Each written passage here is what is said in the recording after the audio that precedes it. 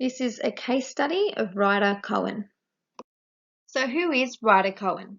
Ryder is a Year 7 going into Year 8 student who attends a secondary public school in Sydney's western suburbs. He's the youngest child of 3 who lives at home with mum and dad.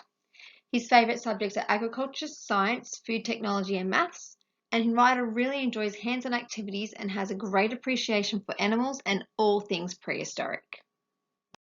Ryder has been diagnosed with autism spectrum disorder, also known as ASD, attention deficit hyperactivity disorder, ADHD, and a specific learning disorder with an impairment with reading and development coordination disorder. Ryder's verbal communication. Ryder speaks with an accent and uses rather formal language in comparison to his peers. He can find it challenging to take turns in conversations and class discussions, and this is an area in which he requires support. He's able to talk extensively about areas of interest. However, he can be rather limited when conversing about different topics that he's not sure of or has any knowledge about.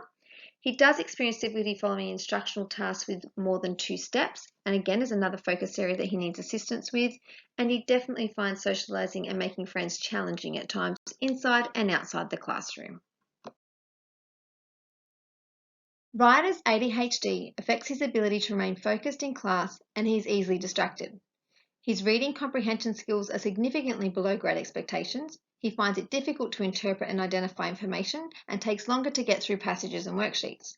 His developmental coordination disorder makes fine motor skills such as writing difficult, and this causes his writing to be difficult to interpret and comprehend.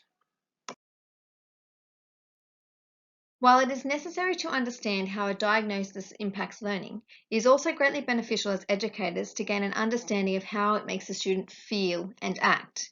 In Ryder's case, he can become extremely frustrated when he doesn't understand a task, and this can lead to anger and aggressive outbursts in the classroom.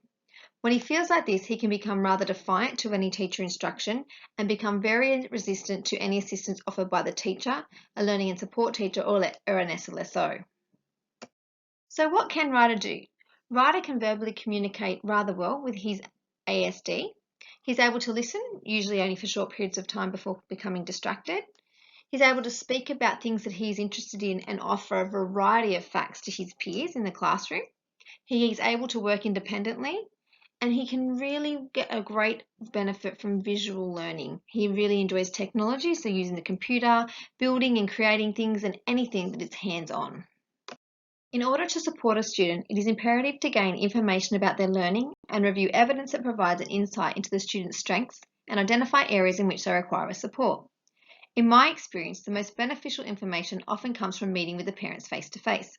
More often than not, the parents know exactly how their child learns and what they need to ensure that they achieve the best learning opportunities as possible. In this case study, information has been provided by Ryder's parents, the primary school he attended the previous year, a psychology assessment report provided in his file by his psychologist, observations inside and outside the classroom from various teachers, standardised tests such as NAPLAN, PAT and Best Start, and YARC reading test results. Here are some examples to provide you with information about the standardised testing that we use to gather evidence about Ryder. You can have a look at his PAT test result and Best Start reading results, and you can see that he's performing below average. If you have a look at the YARC reading test, a summary of scores there, his single word reading, his achievement was below an age 6.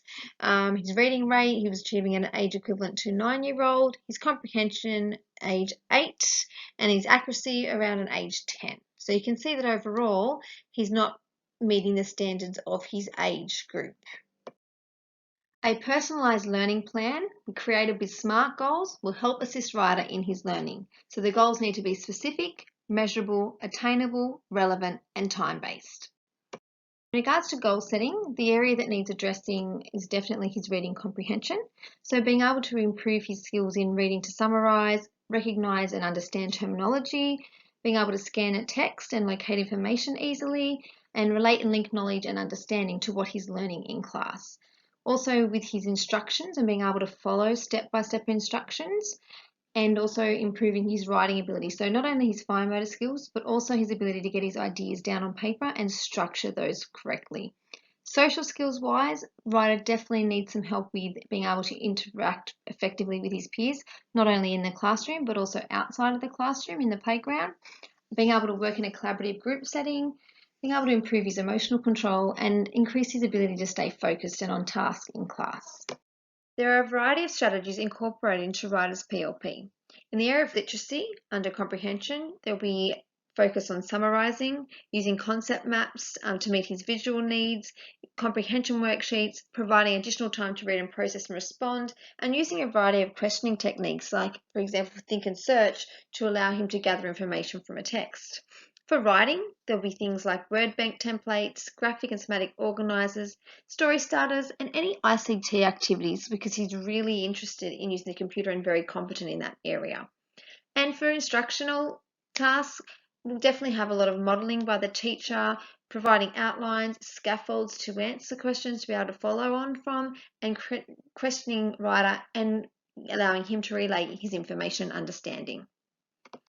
Strategies to support writer in the area of social skills will be incorporating things like cooperative learning techniques, so think, pair, share activities, partner and buddy systems, providing opportunities to work in a group environment and being able to get him to learn to speak and also stop and listen and take turns. Team games, stress ball to manage feelings when he gets frustrated or to try and bring his focus back to what he's doing. Time out and cool down cards when he's overwhelmed. And project-based learning in pairs has been very beneficial. Every student in every school has a right to an education. By incorporating strengths-based personal learning plans, this helps assist achieving inclusivity in the classroom, and also by how teachers respond to the individual differences and the way that they make sure that they program and plan appropriately to deliver lessons that allow students to achieve their learning outcomes. Thank you so much for taking the time to get to know Ryder. I really hope this has given you an insight into Ryder and how he learns and his learning needs, and I look forward to hearing your feedback.